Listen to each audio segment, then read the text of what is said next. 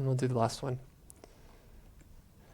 So we just did 2 volume by cross sections. For volume by cross sections, our formula is area times a depth from A to B. If you are perpendicular to the y-axis, that means your cross sections will be at a 90-degree angle from the y-axis. So for this one, we are constantly stacking more and more larger and larger semicircles that are popping out of the page like this. So they'll get larger as we go down the page. If you are perpendicular to the y-axis, then our depth will be dy, which means our integral will have to be in terms of y.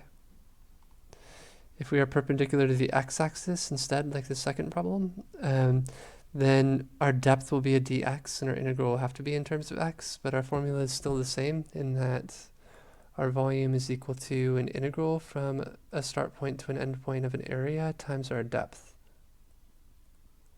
Just in this case, it's an area times our depth is a dx, which means we'll have to integrate in terms of x, which doesn't mean we have to rewrite this integral in terms of x before we integrate. For disk method, we use disk method whenever we're spinning around a horizontal axis of rotation.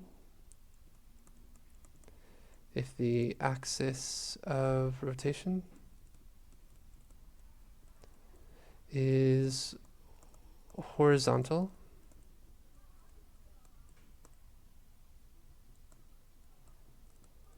we can use disk method and we won't have to change our variables. Okay, which looks like this. So we have spun a 3-dimensional disk here in Peach about our axis of rotation. So it created that 3-dimensional disk with our radius of the red line.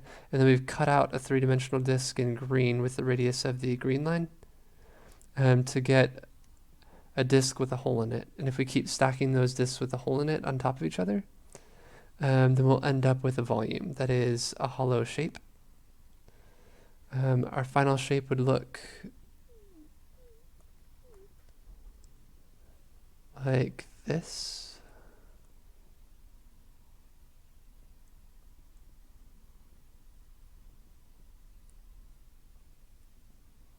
So if I kept spinning this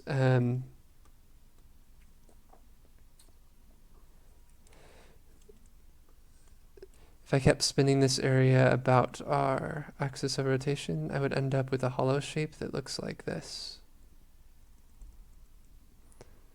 This dashed line is an unseen line on the other side. Okay, on the inside we would be a little bit concave.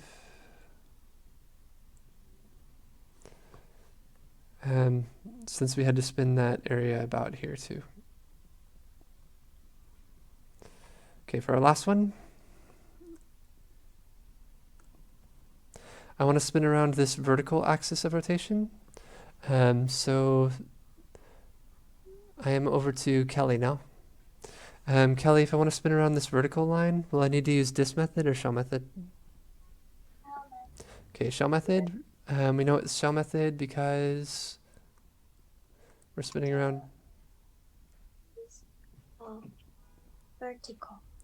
The axis is vertical, okay. Use shell method as the axis is a vertical line.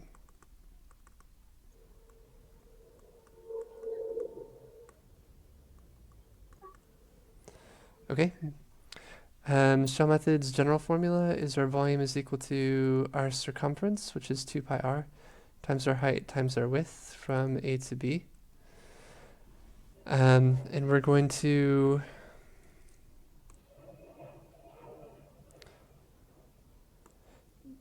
take a height, which is our difference in our y values,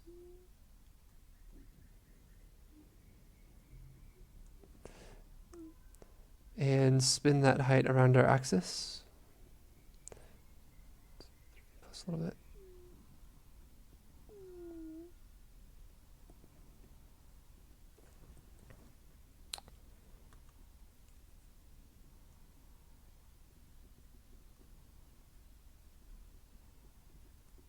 So something like this, spinning about our axis of rotation. Redraw one more time. 1, 2, 3.5. 1, 2, 3.5.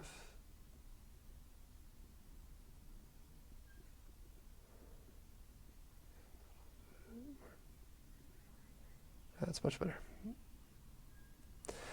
Okay, so in order to do this, I do need to know what my radius is, which is my distance from where we are right now to the axis of rotation.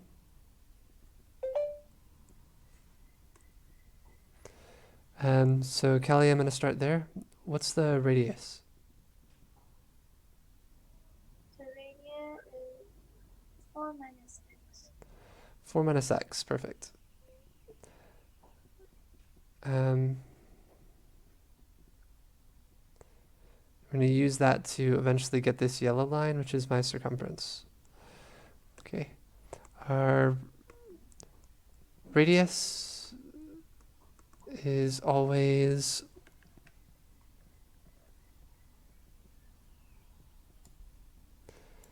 the difference between our axis and our x value, but it's always the rightmost x value minus the leftmost x value, which for us in this case is 4 for my axis is the rightmost x value of those two.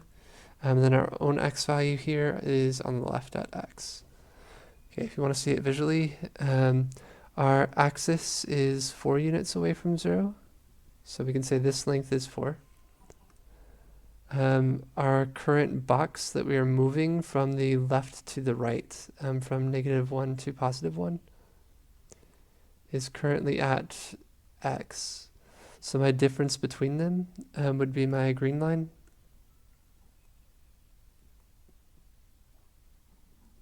Of 4 minus x. And if my x value is over here on the left is negative, then 4 minus x will actually add to that 4 instead, which will still work for our radius. Okay, then we also need a height, which is my distance here in red, from the top function to the bottom function. So next is Sarah.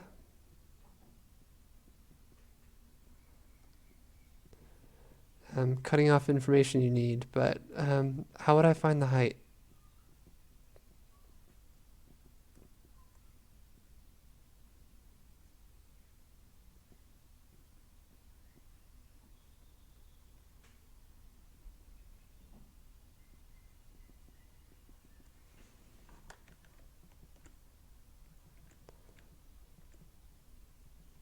Okay, so we've got our equations here.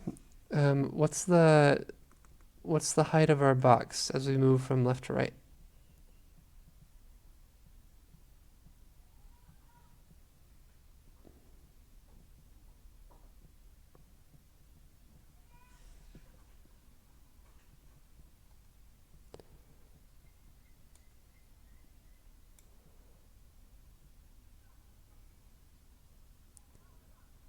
Okay, I've got Sarah still muted. I'm going to jump to Aileen. Aileen, what? Minus x squared plus 3 minus 2.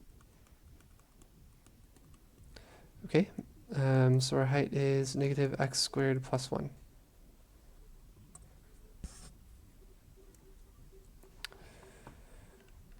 All right, that's all the information we need. Because if we have this shape, sort of a toilet paper roll,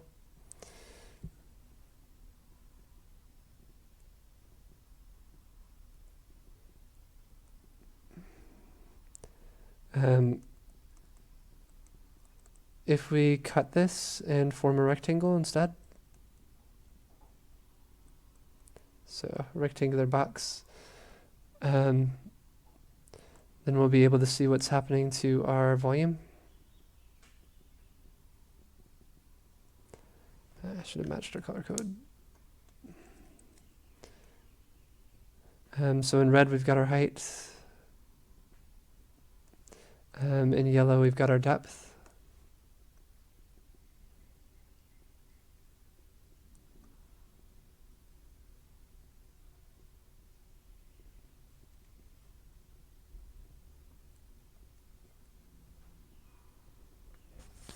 which in this case is our dx.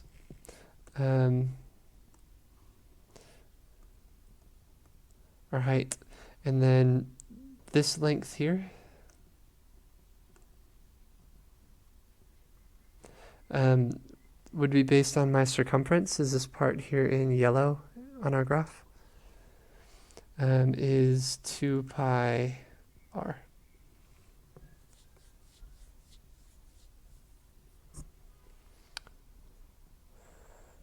Okay, so I'm going to plug all that in, and we'll finish this off. Ooh, and I'm over time, so I might just jump in. This is, our volume is 2 pi times the integral from our start point, which is at -1, to our end point, which is at 1, of our radius, which is 4 minus x, times our height of -x² plus 1, times our width, which is our infinitely small dx.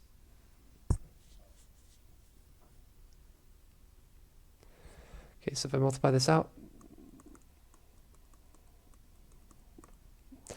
I'll have -4x² plus 4 plus x cubed minus x. When we integrate,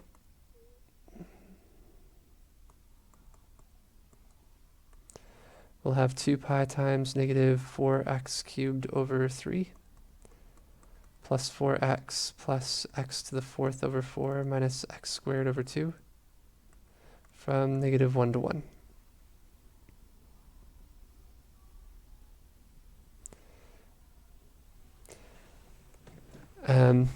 This is symmetric, so I could just double it. But if I want to plug everything in, this will be 2 pi times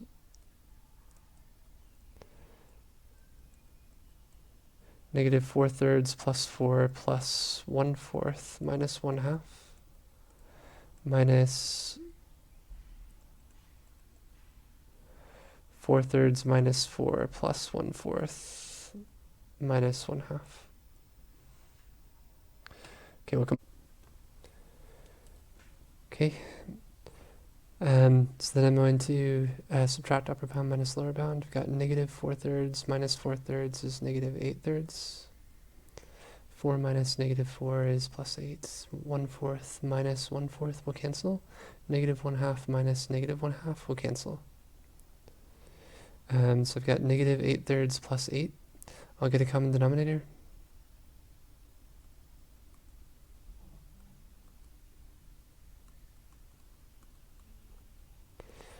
Okay, so that gives me 16/3, and I can multiply by the 2 pi.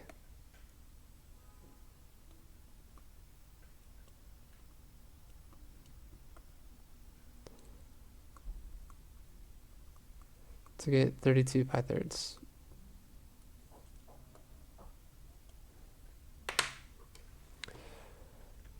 Alright, there's no class tomorrow because we've got Labor Day weekend, so I will see you guys next week. On Tuesday, we'll do another mixed review session, but you'll have a quiz for homework that'll be due at the end of the week. Thank you very much for coming.